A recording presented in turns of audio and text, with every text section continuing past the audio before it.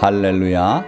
오늘 저는 여러 성도님들과 함께 아사왕의 생애에서 배울 교훈, 또 부제목 끝까지 여호와를 의지하라, 이런 제목으로 함께 은혜를 나누겠습니다. 많은 분들이 구약 시대의 어떤 한 인물을 중심으로 말씀을 증거하려고 하면은 그것이 우리하고 무슨 상관이 있느냐, 이런 질문을 하시거나 또는 그런 생각을 가지신 분들이 많은 것 같아요. 그러나 고린도전서 10장 11절 말씀을 보면 그들에게 일어난 이런 일은 본보기가 된다 그랬어요. 본보기가 되고 또한 말세를 만난 우리를 깨우치기 위하여 기록되었느니라. 이 구약시대 그 오래전의 이야기들이 말세를 만난 우리를 깨우치기 위하여 기록을 하게 하셨다 하는 이야기죠. 명심하시기 바랍니다. 자, 그럼 오늘은 아사왕의 삶을 통해서 교훈을 얻고자 하는 것인데, 이 아사왕이 누군지 간단히 말씀을 드리고 진행하자면 열왕기상과 역대하 두 부분에 기록된 왕이에요. 역대하에서는 14장, 15장, 16장 세 개 장에 걸쳐서 기록이 되어 있어요. 매우 상세하게 이 아사왕의 삶이 기록이 되어 있는데, 그것은 분명히 하나님께서 우리에게 전하고자 하는 교훈이 있다 하는 거지요. 아사왕은 유다 왕국의 셋째 왕입니다. 그리고 즉위해서 41년간이나 통치한 왕이고, 그 한 업적을 간단히 보면 동성연애죠. 남색하는 자들을 다 쫓아내었고 산당과 우상들을 다 파괴하고 했어요. 심지어 모친 마아가가 아세라상을 세우니까 그 아세라상을 찍어서 불사르고 그 어머니를 폐위시켰어요. 왕후의 지위를 제해버렸죠. 그리고 또 온 백성들에게 여호와를 섬기게 하고 율법을 가르친 그런 왕이에요. 그러면서 하나님이 주신 큰 평안을 누린 왕이다. 그래서 아사왕의 시대는 대체로 나라가 평안했어요. 자, 그러나 이제 두 번에 걸친 큰 전쟁을 겪게 되는데, 오늘 그 내용을 통해서 아사의 믿음을 우리가 보고자 하는 겁니다. 그래서 역대하 14장부터 16장까지 상세하게 기록이 되었다 그랬는데, 그 역대하 14장 1절을 보면 아비야가 그의 조상들과 함께 누움에, 바로 선왕이죠. 짧게 3년에 걸쳐 통치를 했는데 죽게 됐어요. 그러니까 그의 아들 아사가 대신하여 왕이 되니 그의 시대에 그의 땅이 10년 동안 평안하니라. 물론 10년만 평안한 건 아니고 첫 번째 전쟁이 있을 때까지 10년, 그리고 그 후에 또 해서 긴 기간을 평안을 누린 왕이에요. 자, 그러니까 아사가 왕이 되니까 하나님께서 평안을 주시는데, 아사 왕 시대에 평안이란 기록이 6차례나 나와요. 자, 그래서 아사가 그의 하나님 보시기에 선과 정의를 행하여, 훌륭한 왕 아닙니까? 사람이 보기에 훌륭하기도 어려운데 하나님의 그 불꽃 같은 눈으로 보셨을 때 선과 정의를 행하여, 이렇게 말씀하고 있어요. 이방 제단과 산당을 없애고 주상을 깨뜨리며 아세라상을 찍고 유다 사람에게 명하여 그 조상들의 하나님 여호와를 찾게 하며, 자기만 하나님을 믿는 게 아니라 모든 백성들로 하여금 당연한 일이지만 여호와 하나님을 예배하라고 그렇게 명을 내리고, 그래서 그의 율법과 명령을 행하게 하고, 또 유다 모든 성읍에서 산당과 태양상을 없애매 나라가 그 앞에서 평안함을 누리니라. 그러니까 하나님이 기뻐하셨고 이 아사 왕에게 평안함을 주셨다 그랬어요. 우리도 그렇습니다. 하나님의 뜻에 합당하게 살아가면은, 그런 믿음으로 살아가면 하나님께서 우리에게 평안을 주셔서 아무 염려할 일이 없고, 요즘 또 전쟁 많고 코로나로 불안하고 여러 가지 많지 않습니까? 그런 거 없이 평안 가운데 살아갈 수 있게 된다는 거예요. 그래서 여러분들 오늘 이 아사 왕이 어떻게 해서 평안을 누렸고 또 말년에 가서 어떤 일이 있었는지를 잘 보셔서 교훈으로 삼고 은혜가 되시기를 주님의 이름으로 축원드립니다. 14장 6절 말씀에도 평안이 나와요. 여호와께서 아사에게 평안을 주셨으므로 그 땅이 평안하여 여러 해 싸움이 없은지라. 우리가 인간이 하나님을 기쁘시게 하고 하나님을 잘 섬기고 하면 우리 인간에게 평안을 주시는데 그게 결과적으로 그 땅에 미쳐요. 그래서 아사에게 평안을 주셨으므로 그 땅이 평안하여 여러 해 싸움이 없는지라. 그 땅에 사는 인간이 못되고 죄악을 짓고 하면 결국은 하나님의 저주가 내려서 그 땅까지 황폐하게 되고 전쟁 속에 휘말려 들어가고 그렇게 될 수 있다는 거예요. 자, 그래서 여러분들이 바로 사시기를 축원드립니다. 우리가 바로 살 때 우리 땅도 평안 가운데 있을 줄 믿습니다. 자, 그래서 아사가 그 평안한 가운데 나라의 안전을 위해서 그가 견고한 성읍들을 유다에 건축하니라. 곳곳에 또 좋은 방어 성들을 건축을 했어요. 자, 두 번째 단락입니다. 구수의 침공. 이 아사 왕이 평안을 누렸다고 했는데 드디어 전쟁을 치르게 돼요. 14장 9절에서 10절 말씀 보니까 구수 사람 세라가 그랬어요. 여기 구수라는 건 뭐냐면 원래 히브리 발음으로 쿠쉬 이렇게 되는데 영어로 번역할 때는 이걸 에디오피아라고 다 번역을 해요. 왜냐하면 현재 에디오피아 지역에 고대 구수 왕국이 있었고 그래서 이제 그렇게 이해하기 쉽게 번역을 합니다만은 영역이 그거보다 상당히 넓었다 이렇게 보시면 되고 애굽에 바로 인접한 나라가 구수였다 이렇게 아시면 됩니다. 근데 거기서 100만 대군을 끌고 그리고 병거 300대를 거느리고 침범을 해 들어왔어요. 그래서 마레사라고 하는 지역의 이름에 아사가 마주 나가서 마레사의 스바다 골짜기에 전열을 갖추고 싸울 준비를 하고 마주 대하고 이제 진을 치게 되었어요. 그런데 아무리 봐도 이거 전쟁이 잘 될 전쟁이 아니에요. 왜냐하면 적국이 100만 대군을 이끌고 왔기 때문에 이때 아사 왕의 자세가 잘 드러나요. 믿음의 사람 아사 왕이었죠.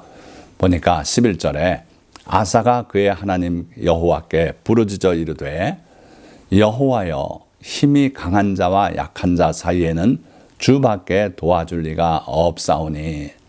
자, 그렇지 않습니까? 실제로 나서서 그 우크라이나를 위해서 군사를 파견하고 그러는 나라가 없더라는 거예요. 자, 이때도 그런 형편이어서 이 아사 왕의 기도는 이렇게 나갑니다. 우리 하나님 여호와여 우리를 도우소서. 도와줄 분은 주님밖에 없다는 거예요. 그러니까 아사 왕이 의지하는 것은 오직 여호와 하나님뿐이 없었어요. 그래서 하나님의 도움을 청하면서 우리가 주를 의지하오며 주의 이름을 의탁하옵고 주님의 이름에 소망을 두고 이 많은 무리를 치러 왔나이다. 상식으로는 할 수 없는 일을 지금 하러 왔습니다. 하나님을 믿고 나왔습니다. 하나님께서 도와주셔야겠습니다. 이렇게 기도하는 거죠. 평소에 하나님과 아무 관계없이 살다가 위기가 왔을 때만 이렇게 기도해서는 하나님이 비웃고 마십니다. 그러나 아사는 하나님을 사랑했고 하나님을 대적하는 모든 거짓 종교를 타파하고 이러고 살아온 터에 하나님의 도움을 청하니까 하나님께서 도와주시는 거예요. 자, 기도의 마지막 뒷부분 보니까 여호와여 주는 우리 하나님이시오니 원하건대 사람이 주를 이기지 못하게 하옵소서. 이 전쟁에서 우리가 지면은 사람이 주님을 이긴 꼴이 되지 않습니까? 왜? 주 여호와 하나님은 우리 가운데 계시고 우리 하나님이신데 그들이 우리를 이기게 된다면 하나님이 지는 거 아닙니까? 그래서 사람이 주를 이기지 못하게 하옵소서. 믿음의 기도 아닙니까? 하나님께서 그 믿음의 기도를 들으시고 여호와께서 구수 사람들을 아사와 유다 사람들 앞에서 치시니 누가 쳤어요? 여호와께서 치셨어요. 자, 여기 보면 세 개의 동사가 나오는데 첫째는 치셨다는 거예요. 주체는 여호와 하나님이에요. 그리고 구수 사람들이 도망하는지라, 두 번째 동사 도망하는지라. 누가 도망해요? 구수 사람들이. 그러니까 전쟁은 이미 끝난 거예요. 하나님께서 치셨고 구수 사람들은 흩어져 도망가고 그랬는데 이제 세 번째 동사가 나옵니다. 아사와 그와 함께한 백성이 구수 사람들을 추격했어요. 그러니까 전쟁은 하나님께서 이미 승리로 마감을 하신 셈이고, 그리고 구수 사람들은 도망을 하고, 그리고 아사의 군대 백성들은 그들을 추격했어요. 멋있는 전쟁 아닙니까? 이런 전쟁을 해야 되는 거예요. 어떻게 하면 이런 전쟁을 합니까? 하나님만 의지하고 평소에 하나님을 기쁘시게 하는 그런 삶을 살 때, 그리고 또 하나님의 도우심을 구할 때 이런 일이 벌어진다는 거예요. 하나님이 나서서 그들을 치셨고, 그리고 그 적군들은 도망을 했고, 그리고 아사 군사들이 했던 일은 추격하는 거예요. 쫓아가면서 그 심리적으로 다 패한 사람들을 쳐서 거꾸로 때리는 거. 그래서 구수 사람들이 엎드러지고 살아남은 자가 없었다고 성경은 기록하고 있어요. 15장으로 넘어갑니다. 하나님의 영이 오뎃의 아들 아사랴에게 임하심에 그가 나가서 아사를 맞아 이르되 아사와 및 유다와 베냐민 사람들아 내 말을 들으라. 너희가 여호와와 함께하면 여호와께서 너희와 함께하실지라. 너희가 만일 그를 찾으면 그가 너희와 만나게 되시려니와 너희가 만일 그를 버리면 그도 너희를 버리시리라. 자, 당연한 말씀이에요. 자, 하나님께서 너희와 함께 하실 것이다. 너희를 만나 주실 것이다. 너희를 버리지 않으실 것이다. 그런 축복의 말씀이죠, 내용은. 그런데 하나님의 축복은 항상 보면 조건절이 있는 축복이에요. 그래서 이렇게 하면 이게 조건이 되는 거죠. 자, 여호수아가 가나안 정복을 하기 위해서 군사를 이끌고 가다 보니까 앞에 웬 천사가 칼을 빼들고 길을 막고 있어요. 그래서 그 천사를 향하여 당신은 누구 편입니까? 우리 편입니까? 적들의 편입니까? 그렇게 여쭤봤어요. 그때 천사가 아니다. 나는 여호와의 명을 받고 이제 왔다. 그러니까 하나님은 누구 편이라고 정해놓고 이렇게 싸우시는 분 아니에요. 만약에 우리가 하나님을 잘 섬기고 사랑하고 하나님의 백성이 돼서 그의 뜻대로 살아가면 하나님은 우리 하나님이 되시는 거예요. 그렇게 하시겠다고 약속하셨어요. 내 계명대로 살면은 내가 너희 하나님이 되고 너희는 나의 백성이 될 것이다. 그러나 내 계명을 버리고 죄악 가운데 살게 되면 너희들이 결국은 진멸당할 것이다. 그렇게 하나님의 율법의 틀은 그거예요. 그러니까 하나님의 축복은 항상 이렇게 조건이 있다. 여러분들이 꼭 기억하시고 하나님의 축복이 여러분들의 것이 되도록 그렇게 살아가시기를 주님의 이름으로 축원드립니다.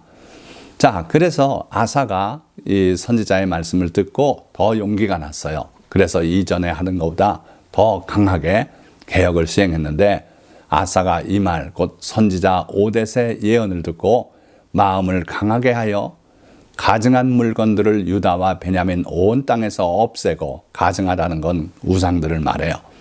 그리고 또 여호와의 낭실 앞에 있는 여호와의 제단을 재건하고, 또 한 가지 아사 왕의 어머니 마아가가 아세라의 가증한 목상을 만들었으므로 아사가 그의 태우 자리를 폐하고 그의 우상을 찢고 빠 기드론 시내가에서 불살랐으니, 자기 어머니가 이 미신을 좋아하고 우상을 좋아했던 거예요. 그러니까 아사가 그걸 알고 그 가증한 목상을 찢고 불 지르고 그리고 재를 흘려보내고 이렇게 철저하게 하고 그 어머니의 태후 지위를 폐하고 말았어요. 그러니까 얼마나 철저하게 우상을 미워하고 하나님을 사랑했는지 우리가 알 수가 있죠. 자, 그리고 또 그가 또 그의 아버지가 구별한 물건과 자기가 구별한 물건, 곧 은과 금과 그릇들을 하나님의 전에 드렸더니 이때부터 아사왕 제35년까지 다시는 전쟁이 없으니라.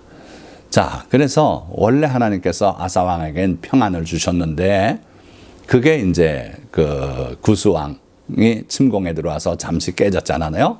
그런데 승리하고 또다시 전열을 가다듬고 그리고 하나님 섬기는 일에 박차를 가하고 하니까 하나님께서 또 평안을 허락하셔서 아사왕 제35년까지 평안한 세월이 있었다 하는 거예요. 그러다 아사왕 제36년에 이스라엘 왕 바하사가 유다를 치러 올라와서 라마를 건축하여 사람을 유다 왕 아사에게 왕래하지 못하게 하려 한지라. 북쪽에 이스라엘에 그 바하사라는 왕이 있었어요. 이름도 비슷하죠. 아사고 북쪽은 바하사고. 어쨌든 바하사가 침공을 해 들어와서 라마에 자기들의 성을 건축하는 거예요. 그리고 거길 중심으로 해서 오가는 사람들을 통제해가지고 자기 통치하에 있는 북쪽 이스라엘 사람이 남쪽 유다, 예루살렘에 와 예배하지 못하게 그렇게 하려고 했던 거예요. 자, 그러니까 아사가 엉뚱한 일을 합니다. 지금까지 말씀드린 것과 전혀 다른 모습을 보여요. 아사가 여호와의 전 곡간과 왕궁 곡간에 은금을 내어다가 다메섹에 사는 아람 왕 베나닷에게 보내며 베나닷을 설득을 한 거예요. 그 당시에 아람과 이스라엘은 가까워요. 인접한 나라예요. 그래서 서로 동맹을 맺고 있는데 그 동맹을 파하고 이 남쪽 하나 건너 나라죠. 유다와 동맹을 합시다 하는 거죠. 그렇게 해가지고 그 뇌물을 워낙 큰 액수를 주고 하니까 베나닷이 그렇게 했어요. 그래가지고 북이스라엘을 공격합니다. 그러니까 한참 지금 가서 라마를 건축하던 바하사 왕이 놀라서 자기 성읍으로 디르사로 돌아오고 그렇게 해서 결국은 아사 왕은 그 전쟁에서 이긴 셈이 되죠. 그래가지고는 그 라마를 건축하던 건축자재를 죄다 갖다가 다른 성을 건축했다고 그렇게 기록이 돼 있어요. 자, 그냥 잘한 것 같기도 하지요. 어떻게 보면. 그러나 문제가 컸어요. 첫째는 우리가 얼뜻 봐서 여호와의 전 곳간에 은금을 내다가 뇌물로 줬으니 말이 안 되는 일 아닙니까?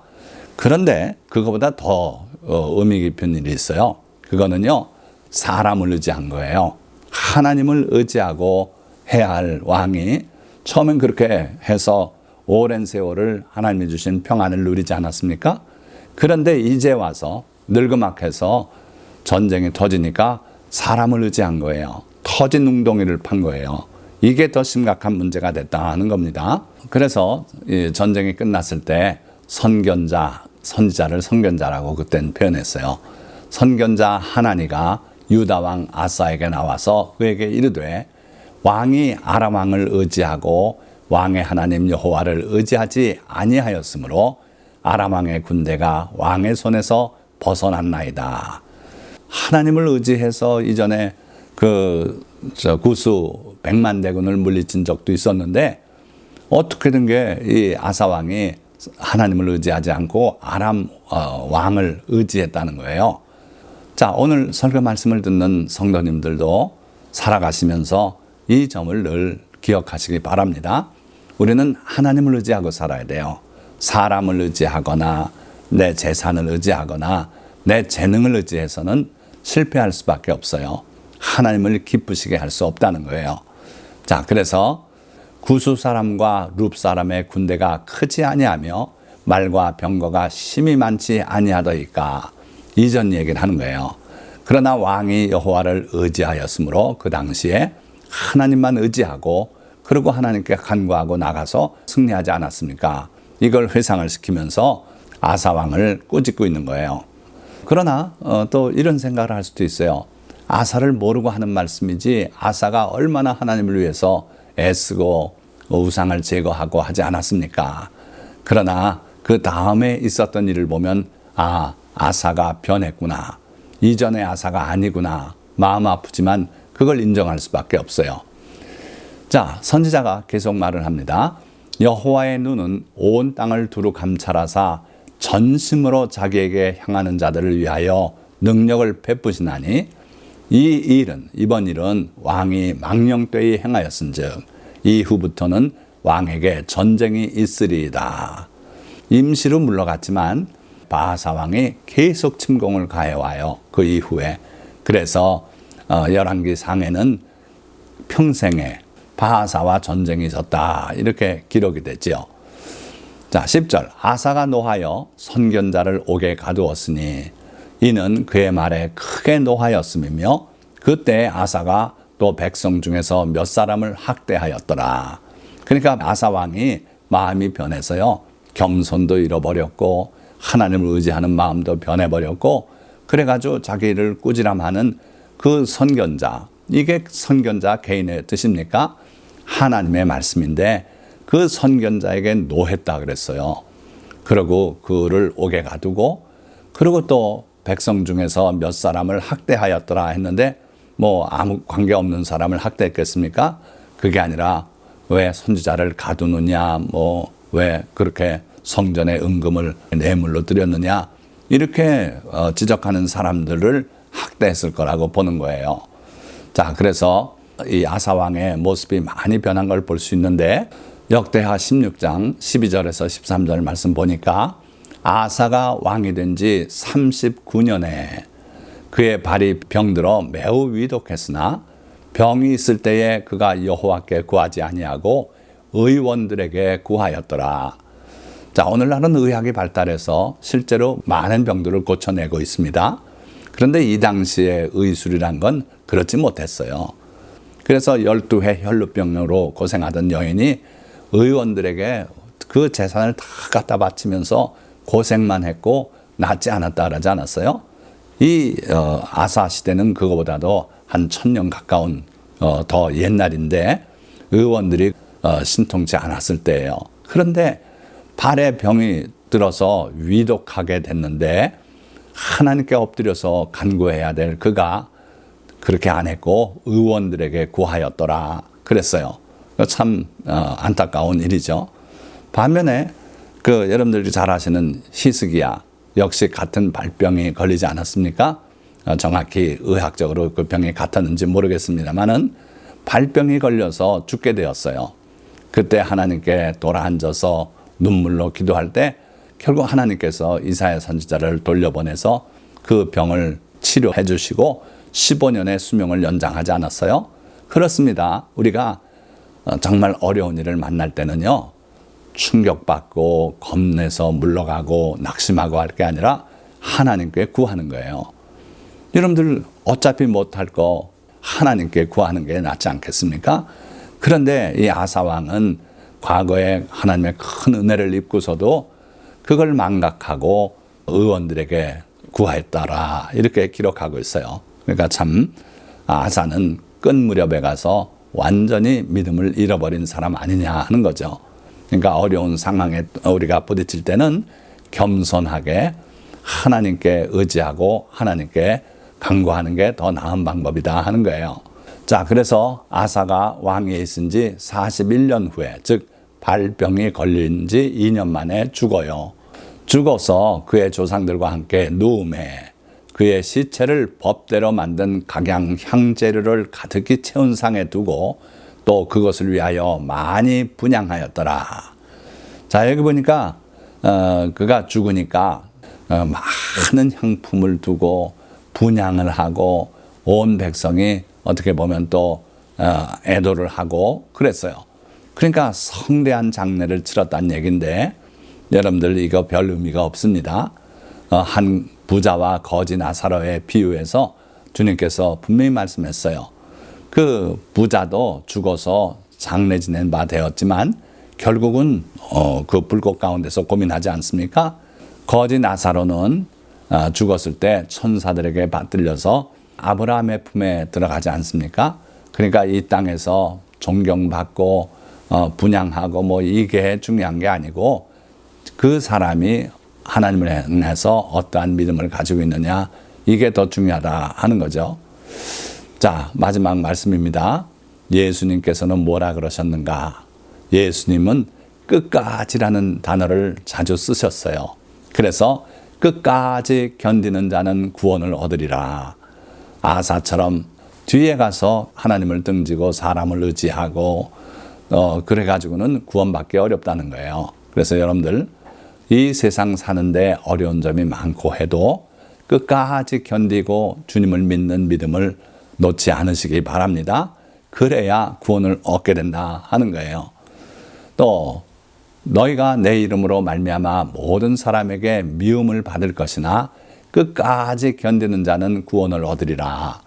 핍박을 받을 때도 조금 참다가 나중에 포기하고 거기에 굴하고 해서는 안 된다는 거예요. 끝까지 견디는 자가 구원을 얻게 될 것이다.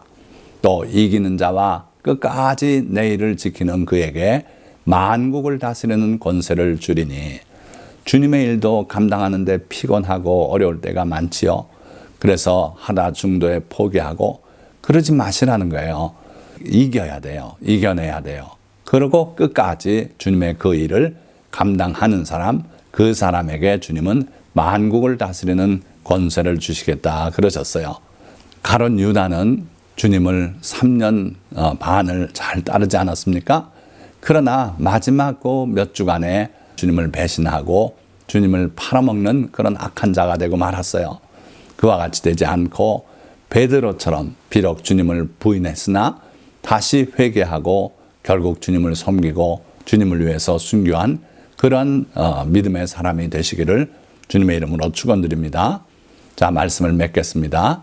유다의 아사왕은 여호와 하나님을 기쁘시게 하는 삶을 살아 그와 그의 나라가 평안을 누릴 수 있었고 구스의 대군 앞에서도 하나님을 의지하여 승리할 수 있었습니다. 그리고 선지자를 통해 주신 말씀의 용기를 얻어 더욱 담대히 다른 신과 우상을 척결하고 여호와 하나님을 섬겨서 그와 그의 온 나라가 평안을 누렸습니다. 그러나 바하사 왕의 침공을 받았을 때 그는 하나님을 의지하지 않고 사람을 의지하여 성전 곳간의 은금과 왕궁의 은금을 아람 왕 베나닷에게 보내어 도움을 청하는 망령된 일을 행하였습니다. 그리고 이 일을 꾸짖는 하나니를 옥에 가두고 그 외에도 몇몇 사람을 학대하였습니다. 그 후 그는 발에 심한 병이 들려 위독할 때에도 하나님께 구하지 않고 의원을 의지하여 결국 2년 만에 죽고 말았습니다. 이처럼 아사 왕은 여호와 하나님을 믿고 의지하는 믿음으로 시작하였으나 마지막까지 그렇지 못하여 많은 아쉬움을 남기고 말았습니다. 우리는 아사를 반면 교사로 삼아 예수님의 말씀처럼 끝까지 주님을 사랑하고 의지하며 충성하는 성도가 되어야 할 것입니다. 오늘 이 설교 말씀을 들은 모든 성도님들이 다 이와 같이 끝까지 승리하는 성도가 되시기를 우리 주 예수 그리스도의 이름으로 축원드립니다. 기도하겠습니다.